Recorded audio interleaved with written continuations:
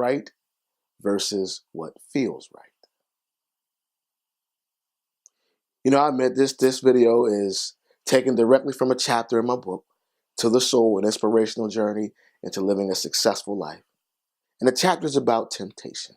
It's about what do you do when you're faced with doing what's right versus what feels right.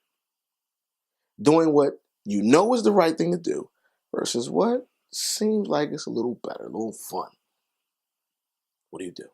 When you have that decision, when you're tempted with knowing something is wrong, what decision do you make? That proverbial fork in the road. One direction you can go is what's right. The other direction is what feels right. What do you do? What do you do when instead of waiting on the promise is there, it may not be right in front of you. So instead of waiting on it, you go after what feels right now, what makes you feel good now, when you know what you want and need is out there in front of you.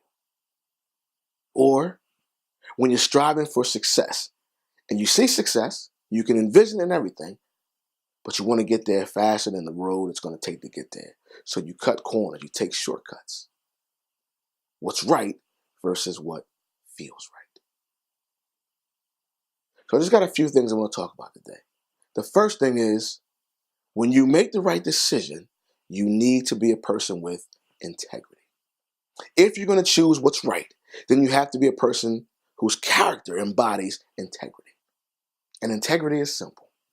The best way to describe and define integrity is, what do you do when no one's looking? Are you the same way when the lights and cameras on and everybody can see you, or behind closed doors? So that employee, how do you act when your boss is on vacation as opposed to if they're standing right next to you looking over your shoulder? Do you come in late, leave early, lackadaisical approach to work when they're away on vacation? Or are you giving it the same effort as if they were standing right next to you, overseeing what you're doing? Or a young person, mom and dad are working a second job trying to provide a better life for you, or not home, and you know that you're not supposed to have friends over when they're not home, or you got to get your homework done before you can watch TV or play video games. But you look at it like, well, they're not here. I'll get to that homework later, or I'll have some friends over. What do you do when no one is around? Integrity. Right along with integrity, the second thing is, are you a person that's accountable? Are you accountable for your actions and your words? Does your yes mean yes and your no mean no? Do you do what you say you're going to do, or is your word useless because you change? People can't count on you, can't trust you to follow through with what you say. And my last thing, if you're going to be a person that chooses the right decision when faced with what right versus what feels right, you have to care about and respect yourself and others. You can't go through life thinking it's all about me.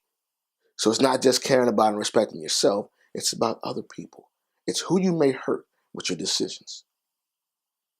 Even if the person you hurt is yourself. Changing your life by making one bad decision, going down one road instead of going the right way, choosing what feels right. That decision can affect your life and others as well. You have to make the right decision. You have to choose the right decision because you respect yourself, you want to be at your very best, you want to be great, but you also respect others.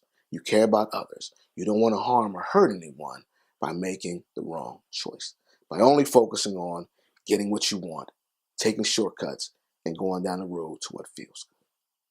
Because temptation is everywhere. We may face it on a daily basis, tempted with doing what's right or what feels right.